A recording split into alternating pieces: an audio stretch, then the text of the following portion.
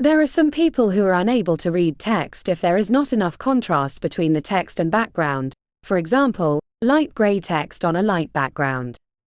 A high contrast, such as dark text on a light background or bright text on a dark background, is needed by some people with visual impairments, including many older people whose contrast sensitivity has declined with age. For some, high contrast is necessary, but for others, including those with dyslexia, bright colors, high luminance, are unreadable. They need low luminance. Web browsers should allow people to change the color of text and background, and web pages need to work when people change colors. Web pages should also have a minimum contrast by default, a contrast ratio of at least 4.5 to 1 for normal size text.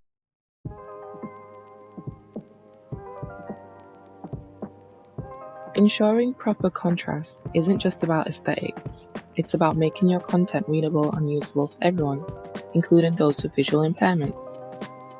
Consider a link color on a web page. Let's take an example where the link color doesn't provide enough contrast against its background. It might look sleek or modern to some eyes, but if a visually impaired user can't discern it, we're inadvertently creating a barrier.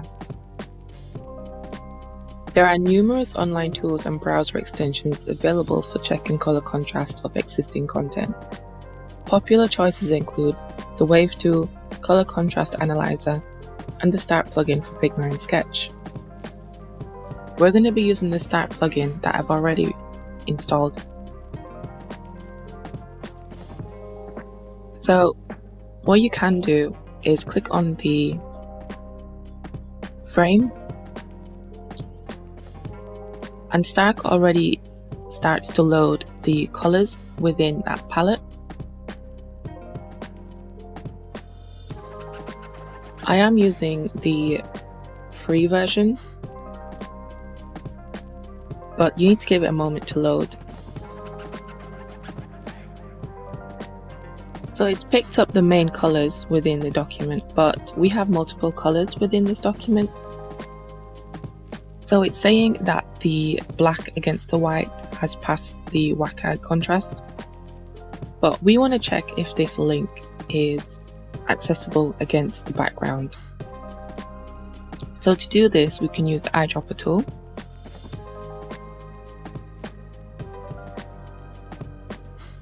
As you can see, it's a little pixelated, and for you to pick out the correct color, it can get quite confusing. So what I've got here is a swatch of the actual color, so it's much easier for me to select a specific color. So we can test that against the white background. And here it's actually failed the WCAG criteria. As a minimum, we should be aiming for AA. AAA is a really nice to have, but AA is the minimum standard we should be aiming for. Because I'm using a free version, we're going to have to play around with this color palette to see what color works. Otherwise, you can play around with the suggestions and see what color combinations pass the WCAG criteria. So I'm just going to change the color of this.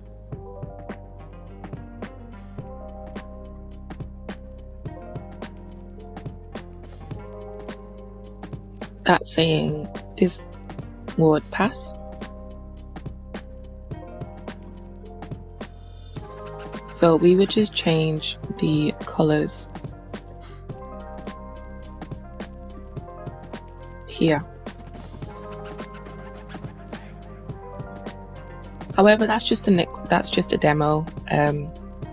The Gov UK already actually has styles and colors that pass the WCAG criteria, but to take it to another level, it would be good to show the accessible color combinations. So this would mean what backgrounds and what text work well together.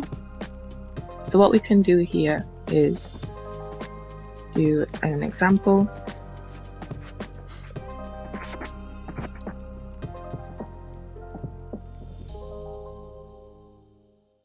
We're going to play around with the purple background and the purple text. So we're going to fill it in.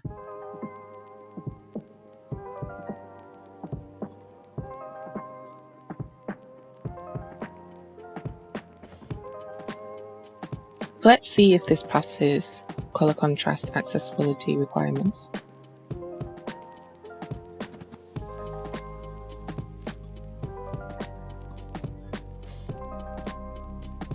And there we go.